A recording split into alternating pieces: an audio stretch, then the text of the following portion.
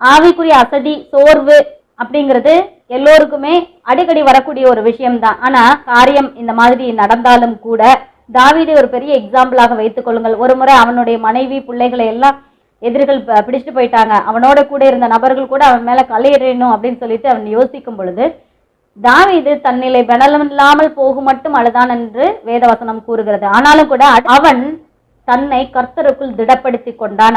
எப்படிப்பட்ட நிலையிலே நீங்கள் இருந்தாலும் சரி, ஒருவேளை அந்த காரியம் உங்களுடைய கைகளை மிஞ்சி போய்விட்ட ஒரு காரியமாக இருக்கலாம். இந்த உலகத்தின் அரசாங்கங்களாலே போடப்படுகிற எந்த ஒரு ஆணையையும் பிரேக் பண்ணக்கூடிய அதிகாரம் உங்களுக்கு இல்லாம இருக்கலாம்.